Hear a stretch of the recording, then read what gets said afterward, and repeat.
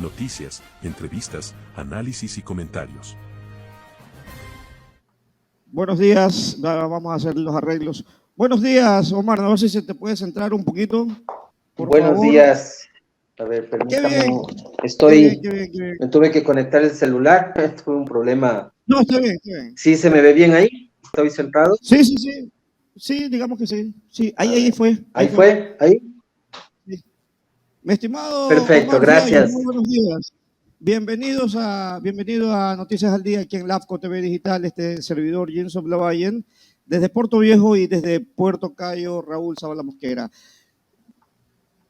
El tema que nos trae a colación hoy, y usted como experto en comunicación estratégica, es, primero vamos a abordar el tema o la temática de manera general.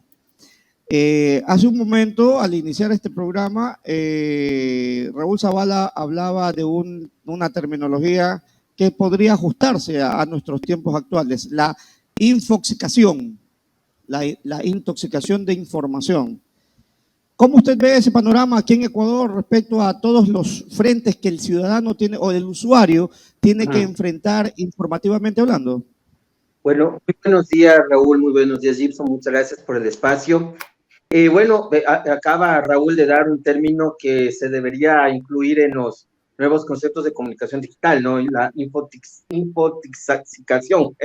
Ya me parece un término sumamente interesante que entra en lo que se llama también ya periodismo ciudadano, ciberactivismo también, en los nuevos conceptos de comunicación digital, que consiste y usuarios, que tú también lo acabas de mencionar muy bien, Gibson, ya no se menciona a generadores de opinión pública, ya no son personas ya no es una persona la que genera opinión pública, ahora estamos hablando de usuarios y de usuarios que emiten un mensaje variado y un mensaje al mismo tiempo, muchos emisores y lo reciben muchos receptores. Es decir, estamos hablando de diferentes, por eso se llama red social, de diferentes líderes de opinión, que cada uno de estos líderes envía a otros líderes y así se va creando esta red, por eso se llaman redes sociales. Entonces, el término usado por Raúl, que no lo quiero repetir porque no lo pude mencionar bien, infoxicación, perdón, no lo quiero volver a repetir, me pareció realmente que lo voy a mandar a mi maestro Octavio Islas de México, del TEC de Monterrey, en serio que lo voy a mandar porque es una realidad. Mucha información causa desinformación. Vamos a tener que hacer un paper y los tres vamos a ir de colaboradores. Perfecto, colaboremos. Yo afortunadamente tengo el contacto de un gran maestro de comunicación que le mando estas ideas y le va a encantar este término. Entonces, el asunto es de que esta información causa desinformación y los ciudadanos están empezando a generar sus propios contenidos, con obviamente la razón es la democratización, porque sí, hay algo cierto en las redes sociales que ha democratizado la información. Ya la información ya ha salido de las manos de los medios tradicionales, de los medios grandes, de los generadores de opiniones principales. Ahora el ciudadano, el usuario, como ustedes muy bien lo han definido, es el que está generando esta información, pero al mismo tiempo genera desinformación. Entonces, por eso es importante que los comunicadores, que los comunicólogos, la gente de la academia, estemos, y especialmente los periodistas, estemos al pendiente de qué es falso, qué es cierto, cómo verificar las fuentes. Algún día podremos hablar de cómo identificar las fake news, que sean verídicas, y poder asesorar a nuestros familiares, amigos que reciben información a través ya no solo de redes sociales, sino grupos de WhatsApp, etcétera, que muchas de ellas son falsas.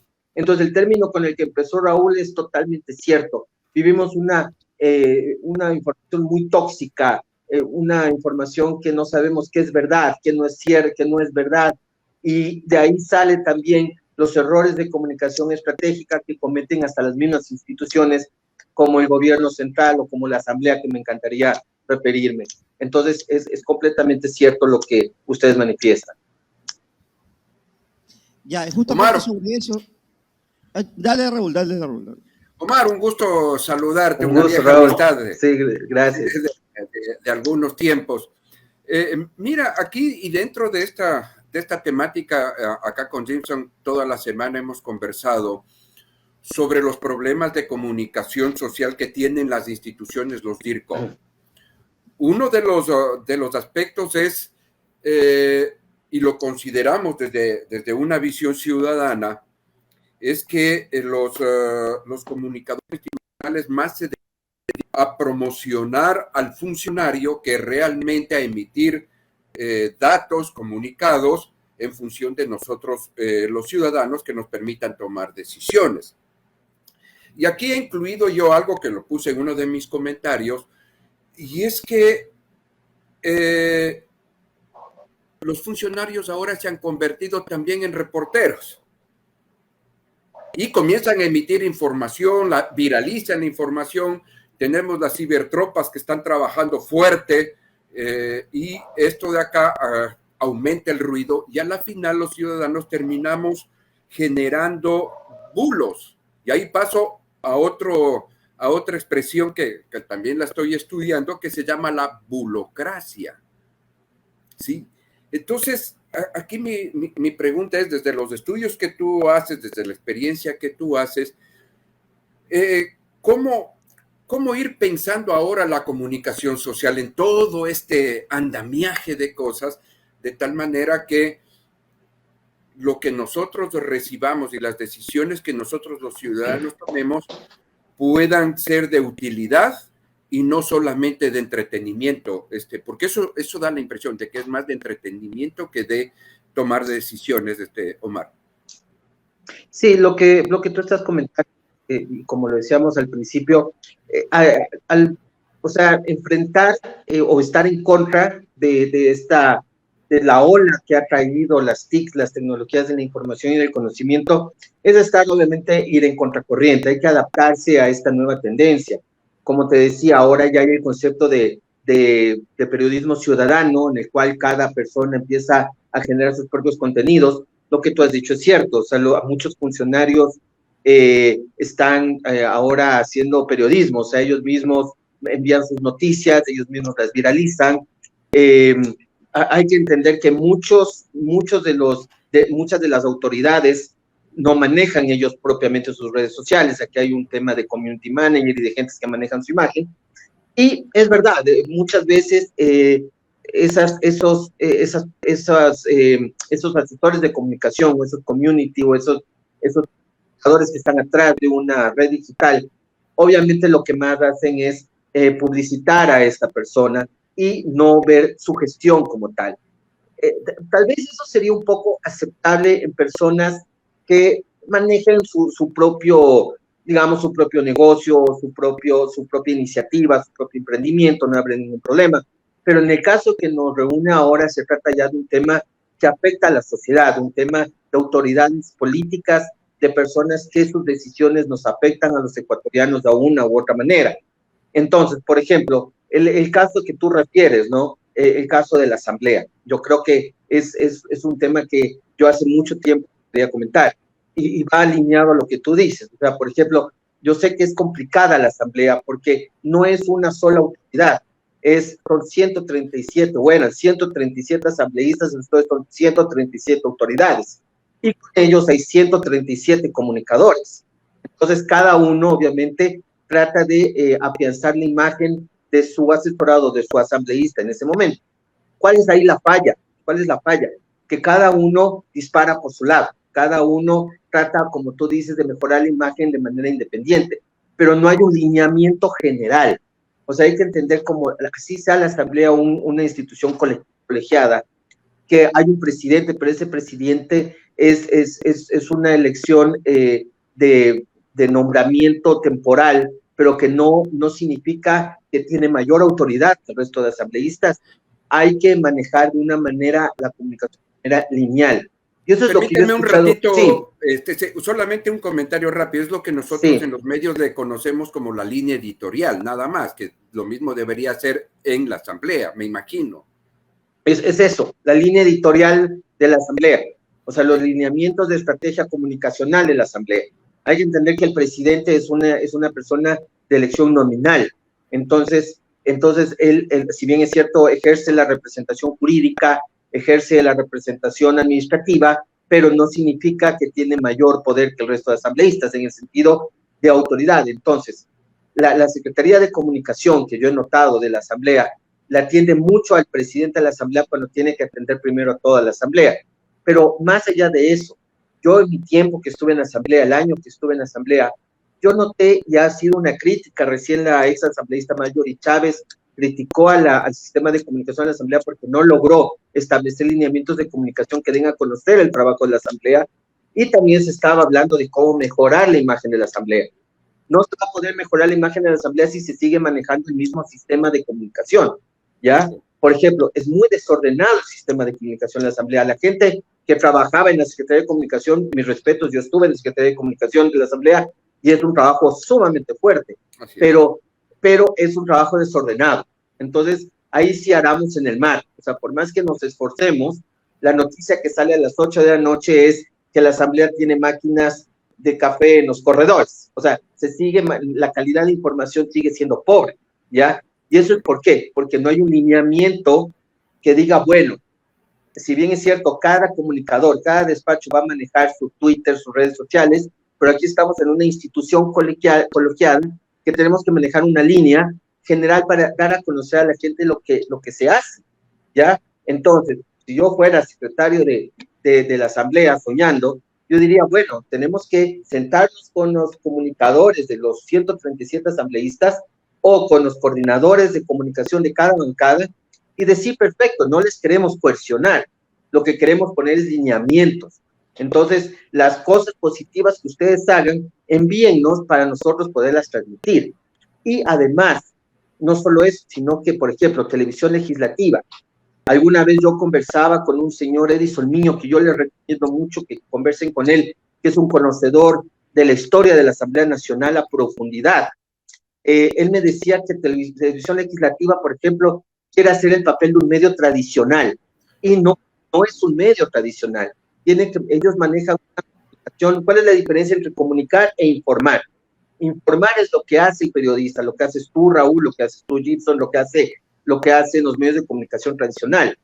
Ya ingresa ahí un contenido de opinión, de investigación, de contrastación. Lo que tiene que hacer una organización como la Asamblea o cualquier institución es comunicar, sin poner ningún otro tipo de inclinación, sino comunicar. La Asamblea hizo esto, y que la opinión pública afuera se encargue de analizar y de sacar criterios sobre esa información. Sí, pues es lo que no hace. Claro, mira, justamente yo estaba haciendo una evaluación del sistema de comunicación de la Asamblea y lo que me di cuenta que hay un sobrepeso en lo que hace y lo que ocurre en el Pleno y la Presidencia. Sin embargo, es muy poca la información que fluye sobre lo que se realiza en las comisiones. Dicen los asambleístas son vagos. Ok, vamos a partir de eso. Pero el trabajo en las comisiones y los resultados de esos trabajos son los que realmente sustentan el resto. Y muy poco sabemos lo que hacen en las comisiones. Y ahí yo soy un crítico cuando decía qué pasó con todos los pedidos de información dentro del proceso de fiscalización. Y eso es una responsabilidad de las comisiones, o sea, asambleístas, comisiones, pleno, presidencia. No sé si esa es la lógica, Omar. Sí, el tema aquí en lo que es la calidad de la información ya es una responsabilidad compartida. Como digo, la Secretaría de Comunicación de la Asamblea no ha logrado realmente tener un lineamiento de comunicación, pero tampoco ha logrado controlar el manejo de la relación entre la Asamblea y los medios de comunicación. Por ejemplo, ustedes, si han visitado la Asamblea, se van a dar cuenta que los medios de comunicación están de lunes a jueves, toda la mañana, desde las 9:30 de la mañana hasta las 12 del día, dando que pescar en la Asamblea, parados en el Equerica con un backing. El Equerica es el salón que antes era el de las cámaras, el de los diputados, cuando era bicameral la Asamblea. Ese salón quedó para eventos importantísimos, pero es el lugar donde los periodistas se quedan todo el día. Yo siempre digo, pescando a río revuelto, ¿ya? Entonces, es un desorden total porque un asambleísta quiere dar una declaración. Por ejemplo, en mi experiencia personal, yo fui coordinador de comunicación de la Izquierda Democrática. Alguna vez los asambleístas me pidieron una rueda de prensa, yo ya les tenía listo, les dije que salgan ya del plenario, se demoraron un poco y se metieron los de UNES, o sea, como juego de quién llega primero, y no puede ser así la comunicación, porque eso crea desorganización. Entonces yo lo que alguna vez asesores de ahí de la asamblea, yo les dije, debería volverse a aperturar la sala de prensa, que ahora ya la desmantelaron, ahí pusieron el despacho de un asambleísta y pusieron redes sociales que yo trabajaba ahí, pero yo les decía, debemos aperturar un espacio en el que los periodistas estén, como se hace en muchas otras instituciones, estén esperando que es la agenda legislativa mediática, que les tengan café, galletitas, que les estén cómodos, que tengan sus equipos listos y ordenadamente decirles, bueno, tal persona va a dar una rueda de prensa. Como tú dices, las comisiones son muy importantes. La gente no sabe el trabajo que realmente se hace porque lamentablemente el desorden que hay en la asamblea hace que los medios de comunicación no den la información importante de la asamblea. Te voy a poner un ejemplo rápido. A mí me gusta hablar con ejemplos reales de lo que he vivido. Yo te mandé esta semana una pequeña pastilla para que tú la vayas viendo de lo que yo hice en la asamblea, que yo decía, esas pastillas, ¿por qué no las pautan en medios tradicionales para que la gente sepa qué se está haciendo? Por ejemplo, yo estoy seguro que casi nadie, ni tu audiencia, ni en el país, saben que hay una ley de defensa del cliente contra el sistema financiero. Yo tampoco, casi nadie sabe que ahora ya las empresas de cobranza ni los bancos te pueden llamar a acosar por una deuda de 80, 90 o puede ser más, todos los días y fines de semana y feriado. Yo te apuesto que casi nadie sabe, ¿ya? Entonces, yo, por ejemplo, yo le vi recientemente a Javier Santos en tu medio, el ex asambleísta Javier Santos. Él estaba impulsando una ley muy interesante, un proyecto de ley para reformar el tema de ley de pesca, que iba a beneficiar a tu provincia y a todas las provincias costeras. Eso nadie sabe. Entonces, ¿qué es lo que pasa? No se ha logrado hacer. ¿Qué es lo que yo hago como asesor o secretario de comunicación para que las noticias se sepan? Y que no salten noticias, disculpen, llamada, estoy en el teléfono, qué pena, que no salten noticias que son banales, que no tienen sentido. Entonces, se faranduliza la información. Exacto, o sea, yo te digo, por ejemplo, las comisiones, por lo general en la asamblea se hacían los días miércoles. En las comisiones se trataban diferentes tipos de... Ahí es donde se crean las leyes, ahí es donde se llama a la gente a socializar, a que den sus opiniones, a comparecer, ahí es donde se fiscaliza a las autoridades.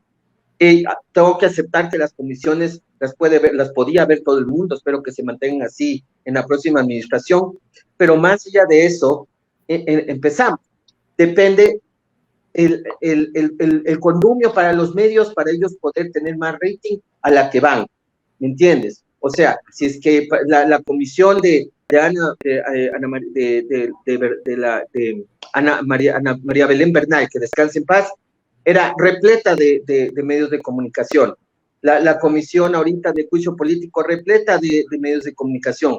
Pero para hablar, por ejemplo, de la ley de barrios, que también lo estaba impulsando, el asambleísta Marlon Cadena, o para hablar de lo que te dije ahorita del asambleísta Javier Santos en la comisión de gobiernos autónomos o de biodiversidad, ahí no iban los medios. Entonces, se necesita un poco un sistema que ayude a que yo pueda mostrar lo que yo quiero que la gente vea, que la gente escuche, para que justamente esos mitos de que los asambleístas son vagos, por ejemplo, una persona cercana a mí, que no voy a decir el nombre para que no me peguen, decía que los asambleístas, que en asamblea recién entramos a trabajar a las 3 de la tarde. Eso no es verdad, ¿ya? Habían comisiones que empezaban a las 8 o 8:30 de la mañana, ¿me entiendes? Entonces, hay que trabajar, y espero que la próxima asamblea, comunicación de la asamblea, trabaje en un sistema de manejar de una manera más eficiente la comunicación, las personas que cubren la asamblea, que sean más objetivos, y también que los comunicadores que están asesorando a los asambleístas se apeguen a lineamientos generales que debe tener esta institución. Simpson. Mi estimado Omar, Si bien es cierto, te has enfocado más en lo que lógicamente por tu trayectoria, por tus conocimientos y por tu experiencia laboral en el tema netamente de la asamblea y la comunicación, tu trabajo de comunicación en la asamblea. Pero a mí siempre me gusta tratar de abrir un poco más el abanico, en el sentido de que, si bien es cierto, la comunicación es un eje transversal en la vida de todas las personas y mucho más en el ámbito político. La configuración actual de nuestro país en el ámbito político nos da a que, diciéndolo en términos muy comunes, no por no decir vulgares, pero muy comunes, donde todo hueco es trinchera, es decir, toda posibilidad, todo acto, y bien lo decías tú acerca de esa coyuntura de los temas y la importancia que hay para los medios, ¿sí? El caso Bernal, o el caso del juicio político, o el caso por ejemplo, la ley de barrios, como decías, ¿no? Por ejemplo, la importancia que le dan, la articulación que le dan los medios, e incluso las mismas instituciones, no solamente la Asamblea Nacional, sino también los diferentes niveles de gobierno, encabezados lógicamente por gobierno central. Entonces, esa configuración de importancia de los temas que tienen que ser tratados o que tienen que ser abordados comunicacionalmente desde las instituciones, ¿en qué punto tiene que cambiar? ¿En qué punto tiene que cambiar el tratamiento? ¿En qué punto tiene que cambiar la génesis de los temas tratados desde la institucionalidad para que se vea la importancia de manera democrática todos los temas? Porque tan importante es el ámbito financiero como el ámbito político como el ámbito social. Desde tu punto de vista, ¿cuál es? ¿Cómo debería ser? Mira, el punto central para que realmente nosotros tengamos una información veraz, objetiva, ya se está un poco discutiendo en la academia el tema de la imparcialidad. Sí se está discutiendo un poco ese tema a nivel nacional e internacional, porque en realidad uno tiene su corazón, uno tiene su ideología. O sea, yo nunca voy, por ejemplo, con experiencias personales que he tenido, yo nunca voy a hacer un reportaje positivo de un hospital privado de aquí de Quito, nunca lo voy a hacer, así me paguen, porque yo tengo un tema ya preestablecido con ese lugar, por más buen profesional que sea del periodismo. Pero, a manera general, como teoría y como concepto de comunicación, para que pueda cambiar este tema de, por ejemplo, para ya no hablar de la Asamblea, el gobierno central, he visto cambios a raíz que la secretaria Reyes llegó a la Secretaría de Comunicación. He visto cambios en un sentido de que, bueno, ya el presidente Lasso no es que ya ha dejado de contradecirse, pero ya no está cometiendo tantos atropellos en su discurso, especialmente cuando es algo que salió de la nada, cuando es algo que le cogieron en algún lugar y le dieron una declaración. No era como antes que cometía un error cada rato, como que ahorita le están controlando más los discursos. Pero yo lo que creo es que para que nosotros recibamos esta información y para que cambie un poco la forma de nosotros percibir lo que llega de las instituciones, tenemos que volver a la época en la que los medios de comunicación no tenían una balanza tan inclinada hacia el oficialismo, o sea, hacia el gobierno, lo que hablábamos hace un rato con Raúl, una línea editorial oficialista. Los medios de comunicación deben tener una línea editorial media, que puedan tener la capacidad de contrastación, que puedan tener la capacidad de ver los dos lados de la moneda, y eso no lo están haciendo. Permítame solo, por un ejemplo, volver un poco a la Asamblea. Se está dando en el top of mind de la gente que ahorita estamos viviendo tiempos de paz porque la Asamblea está cerrada. O sea, ese ha sido la primicia que nos han puesto en la cabeza, y que Guillermo Lasso es un estadista democrático. No es verdad, porque no está correcto lo que estamos haciendo ahora. Entonces necesitamos volver a unos medios de comunicación que afortunadamente están ustedes, afortunadamente están los medios digitales, afortunadamente están las redes sociales, porque ustedes permiten hablar a personas como yo, y personas comunes y corrientes pueden escuchar otras versiones del tema. Pero si nos vamos a los medios tradicionales, encontramos sesgo, Entonces, para poder cambiar lo que tú dices, encontrar las noticias más importantes, encontrar el tema de que la gente pueda analizar con criterio lo que está pasando en la realidad ecuatoriana, debemos volver de alguna manera a lo que era a los principios de la comunicación, que uno tiene que ser objetivo, uno tiene que ser veraz. Uno de los principios de la comunicación es contrastar. Si le estoy diciendo que fulanito A es así, tengo que ir donde fulanito B, ver los dos lados de la moneda. Yo como periodista no personal, dígame. Sí, Raúl. Permíteme, sí, justamente en esta línea, y perdón, Jameson, es lo que yo siempre digo, informar con la menor carga de subjetividad, por un lado. Y lo otro, que también quienes estamos de este lado, ser transparentes con nuestra línea editorial. Es decir, ok, yo puedo ser un medio oficialista, pero tengo que decirlo al público, decirle, oigan, señores, mi línea editorial es oficialista. Entonces, quien recibe la información está clara de cuál va el camino. Bajo esa línea de la objetividad que es un etéreo, ¿no? O del equilibrio informativo, que también es otro etéreo.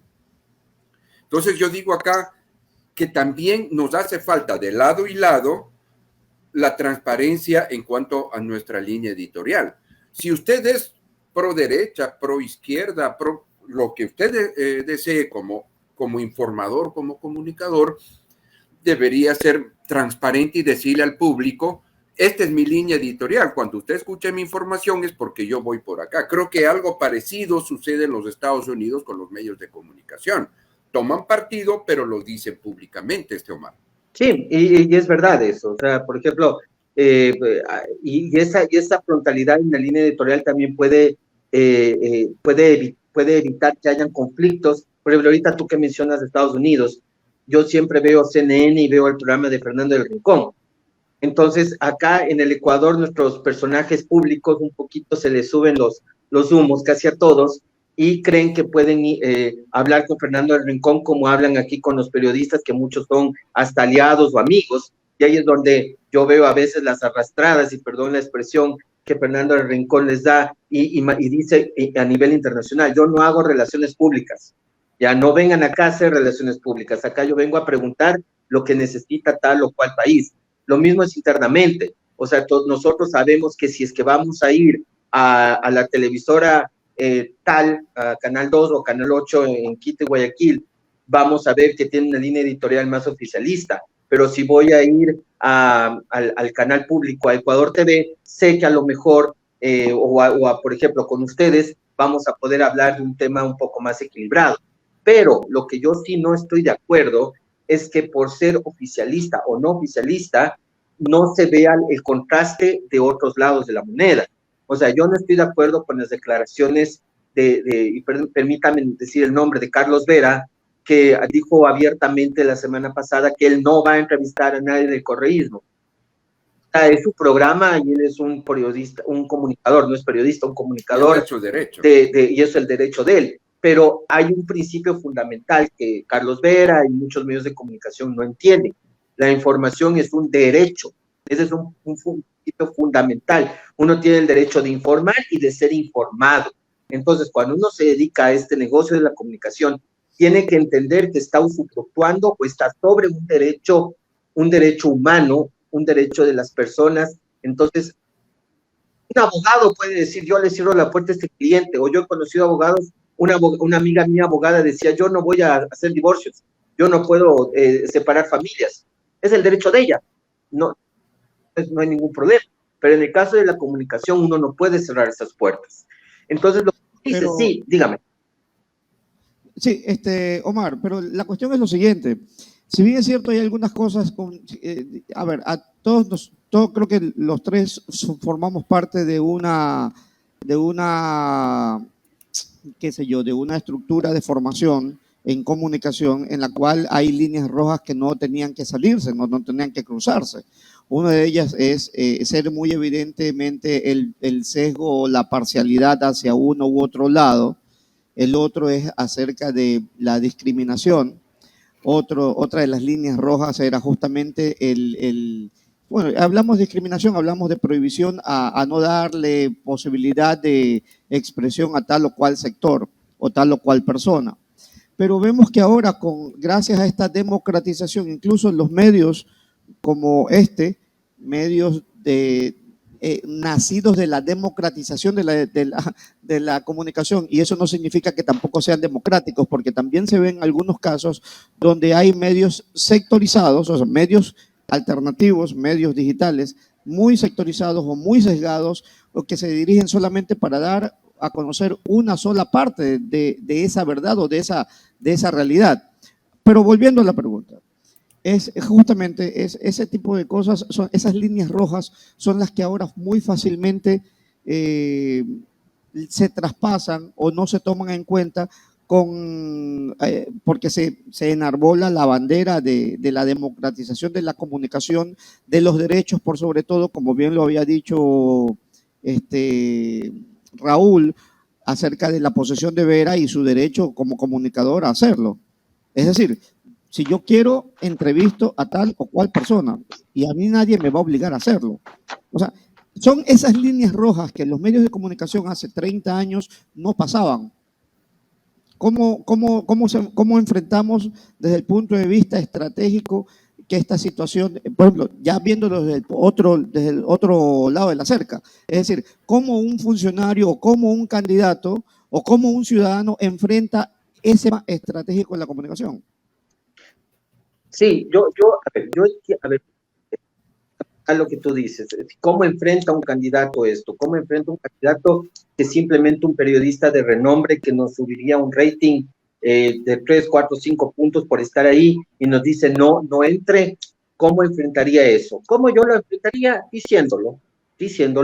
O sea, yo le diría a mi asesorado, pon en tu Twitter, Carlos Vera no me dio la entrevista. Está coartando mi libertad de expresión. Porque a la larga pesa. Hay un tema que yo quiero como relacionador público.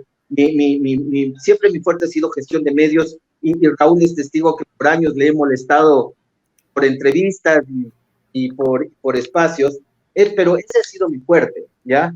Y yo siempre no hay que pelearse con los medios porque los medios de comunicación, pero tampoco hay que dejarse de los medios. O sea, uno sí tiene que, y ahora mucho más con las redes sociales, uno sí puede ahora responder a los medios. Lo bueno de la democratización de la red, de los medios de comunicación con las TICs, de la información, tiene dos lados, que es beneficioso y que es peligroso. El lado beneficioso es que le ha dado poder a la gente. Quiero robarme esta frase de Carmen Aristegui de CNN. Ella dice el periodismo le da poder a la gente, pero yo le quiero cambiar a las redes sociales le da poder a la gente. Afortunadamente las redes sociales ha democratizado el tema de la comunicación en el sentido de que ahora pueden expresar lo que sienten. Entonces, hoy en día, lo que diga Raúl Zavala, lo que diga Gibson, lo que diga Carlos Vera, lo que diga Juan Carlos Espúrua, no es suficiente. Ahora vas a tener abajo un grupo de gentes que te van a refutar, que te van a responder y que te van a cuestionar. Es lo bonito de la democratización. ¿Perdón? Cada persona es un medio y cada persona es un líder de opinión en su círculo. Eso es lo que decíamos al principio. Se han convertido en usuarios. Ya no hay un solo generador de opinión. Ahora hay varios. Por eso se llama red, porque la red, haz de cuenta que es una bolita con saliditas como el coronavirus y esto llega a otro líder de opinión, y por eso se convierte en red. ¿Ya? Entonces, la multiconvergencia. Exactamente. Entonces, ¿qué es lo que ocurre? Ya ahora en los medios de comunicación tienen que tener cuidado esas actitudes. Tú hace 20 años, 25 años, toca la puerta de Coavisa a ver si te dejaban ni siquiera tocarla, o la de Teleamazonas, o por ejemplo, yo conversaba con un buen amigo mío, que no sé si ustedes escucharon, hace ya más de 20, 25 años, aquí en Quito, cuando había las fiestas de Quito, realmente se armaba mucho desorden cerca de la Plaza de Toros. Y este chico nos contaba que cuando él tenía unos 15 o 16 años de edad, él pasaba por ahí, y yo hasta casi le pido un autógrafo, porque ese el ejemplo que yo les voy a dar ahorita, yo le he puesto como ejemplo en las aulas de comunicación, cuando he tenido la oportunidad de recibir clases o de dar alguna capacitación. Este chico estaba caminando, yéndose a su casa, pasaba por la Plaza de Toros y le tomaron una cámara de televisión del programa La Televisión de esa época de Freddy Ehlers, le tomó justo a él y el domingo sacó, ustedes saben lo que hacen sus hijos, y salió el pobre chico caminando ahí en plena fiestas de Quito, y los papás pensaban que se había fugado de la escuela, y imagínense el relajo familiar que se armó, ¿ya? Entonces, y casi le pido un autógrafo a él, le digo, oye, eres tú el que hiciste eso, ¿ya? Pero yo lo que digo es, en esa época no podíamos hacer nada los ciudadanos frente a eso, nos teníamos que quedar callados. Ahora sí los ciudadanos podemos hacer eso, podemos reclamar, podemos responder, pero bueno, ¿cuál es el sucede peligro? Para bien y para mal, pues te pueden eso te iba a decir, te pueden crucificar.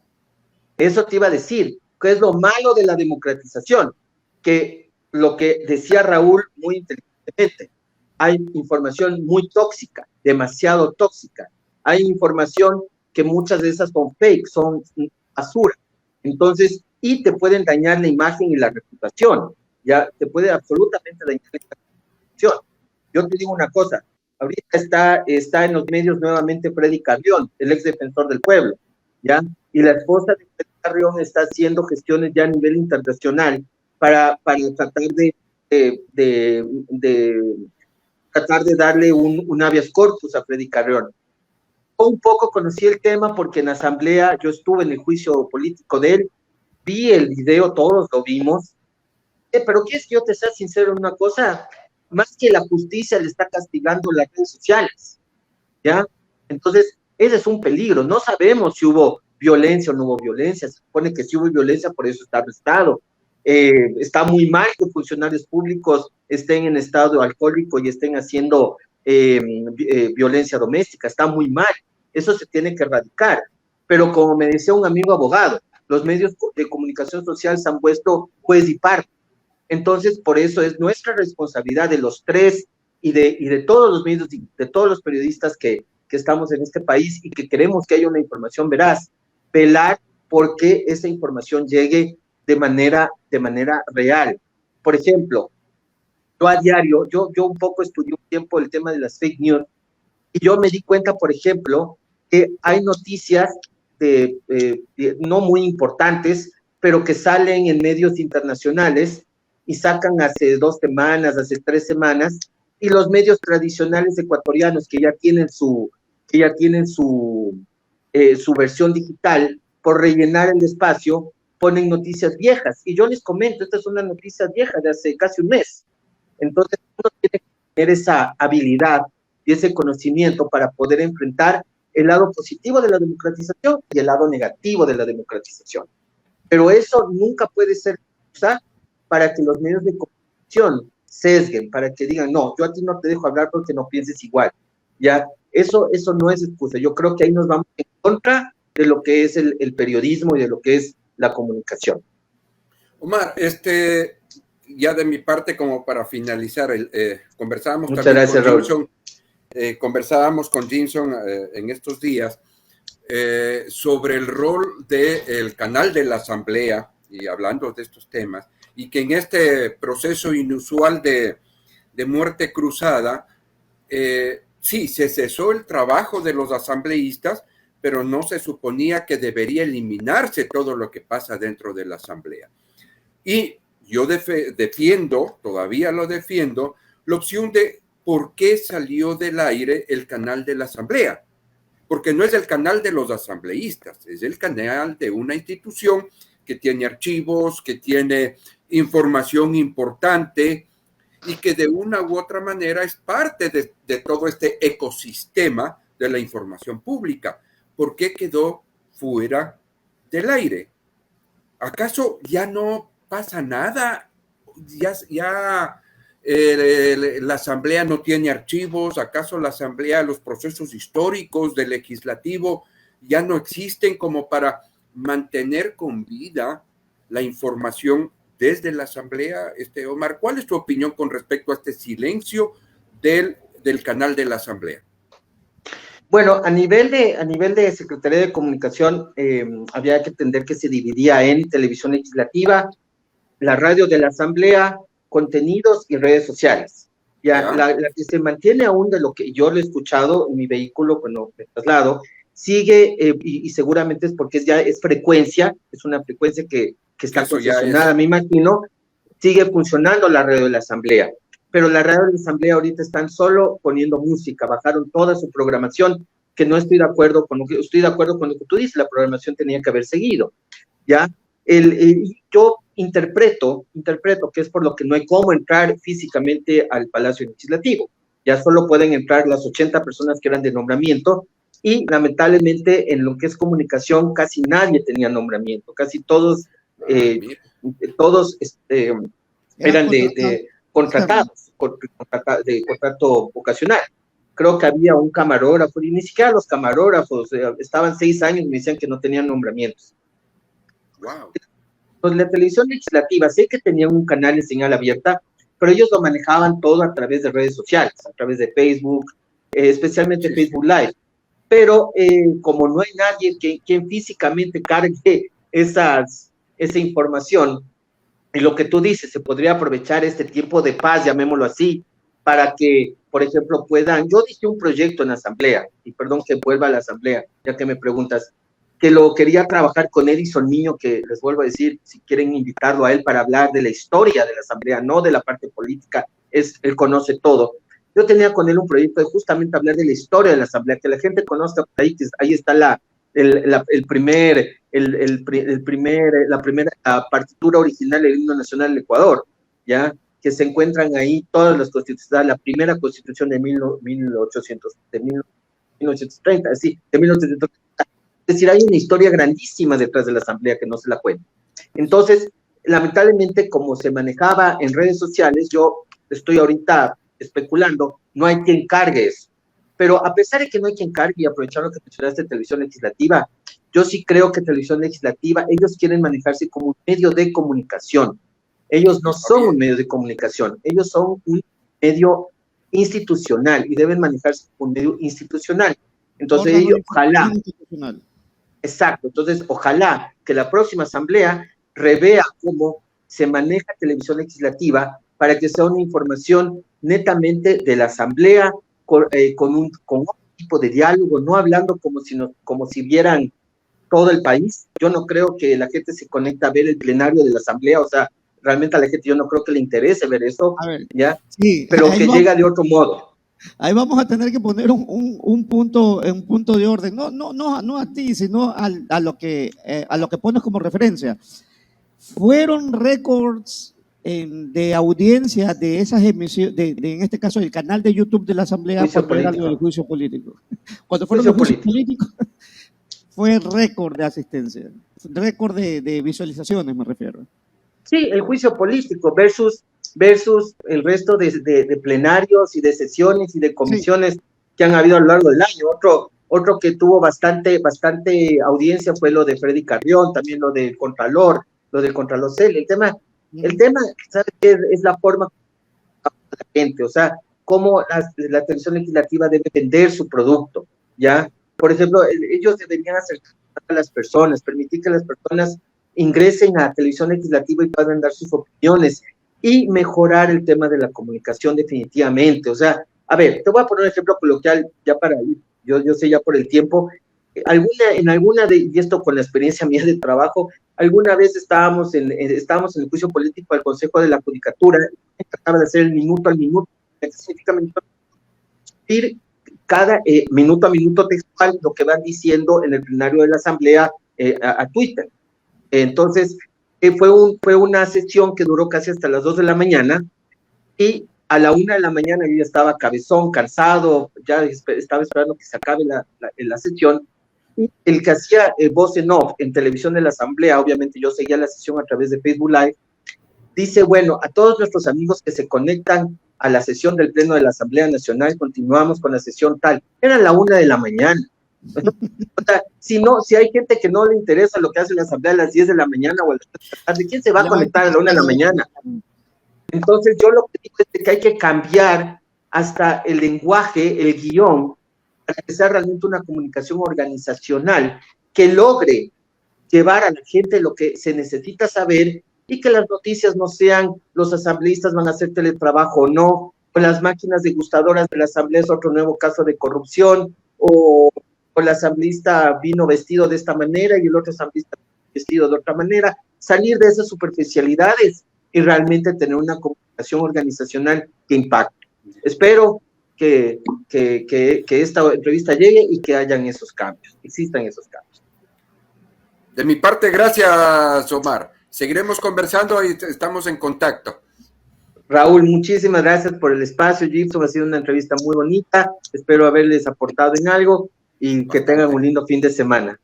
Y bueno, la cuestión es lo siguiente, yo creo que Sí. de esta manera vamos a sentar o hemos sentado bases, por lo menos yo lo veo así, de una segunda o una tercera, no solamente entrevista, sino una reunión, porque yo creo que podríamos estar configurando una especie de conversatorio como para poder hacerlo entre, no sé, Puerto Viejo, Manta, Quito, Guayaquil, algo parecido, sobre Puerto Cayo.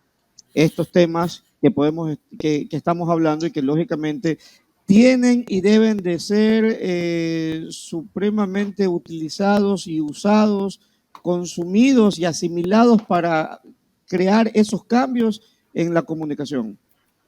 Creo Con mucho que gusto, estoy a las órdenes y sería lindísimo, sería lindísimo. Bueno, mi estimado Omar, muchas gracias por haber compartido con nosotros este espacio de opinión donde lógicamente queríamos no solamente sacarnos esa espinita sobre algunas cosas que teníamos y que hemos estado dando vueltas comunicacionalmente hablando, sino lógicamente ir avanzando un poco más. Así que muchas gracias, esta no va a ser ni la primera ni la última, como dije, y espero que pronto podamos a conversar de nuevo. Perfecto, muchas gracias, Gibson, muchas gracias, Raúl, que tengan un buen fin de semana y saludos a la audiencia. Una revisión diaria de lo más destacado en las noticias a nivel local, provincial, nacional y mundial.